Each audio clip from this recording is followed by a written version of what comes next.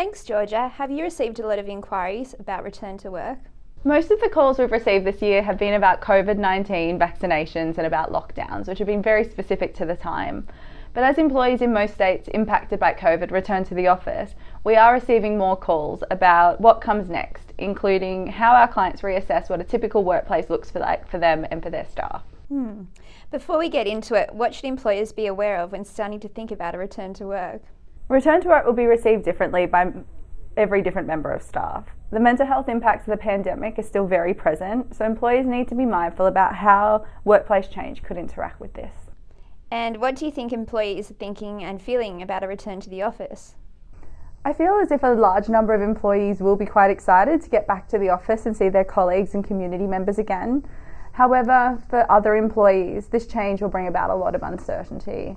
Employees have been isolated for a very long time, and for employees with health concerns or for vulnerable members of their family at home, such as children who can't yet be vaccinated, anxiety may be high when thinking about reintegrating into the physical workplace.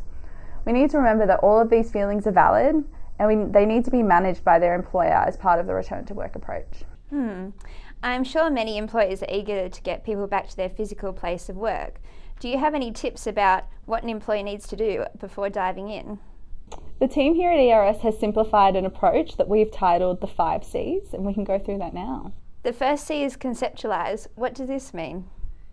This presents an opportunity to change how work is done. It doesn't need to go back to the way it was, which is an exciting prospect. This is the time employers should be strategising and developing policy around a return to work, and to think ahead of time what to do if employers refuse or aren't interested in the approach presented, or more positively, what can be reasonably done and accommodated by the business to introduce new models of work. Is the next step to then communicate the strategy to staff? That's right, communication would come next.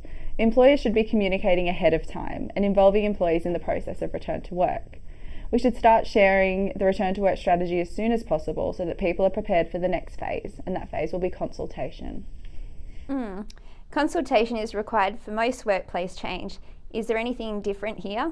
No, employers should be familiar with the process of consultation, and there's nothing different here.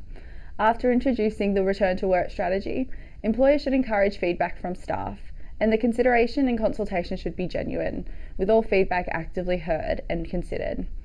The benefit here is that employers are provided with the insight into the challenges that employees may face, and we're also presented with an opportunity to gain ideas from staff, which the business may need to take into consideration as they develop their approach.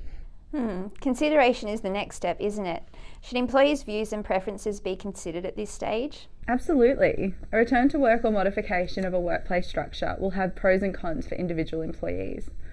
We also need to factor in the reality that any decisions made here have big implications for work health and safety, and should be founded on and guided by key measures to reduce the threat of COVID-19.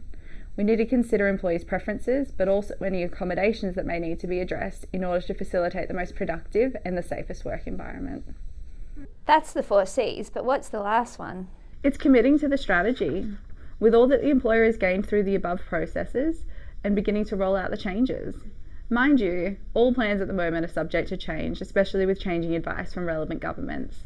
However, companies should ensure that once a return to work strategy is locked in, that the strategy does remain consistent. Okay, so conceptualise, communicate, consult, consider and commit. Seems straightforward. Is this something ER strategies can help their clients with?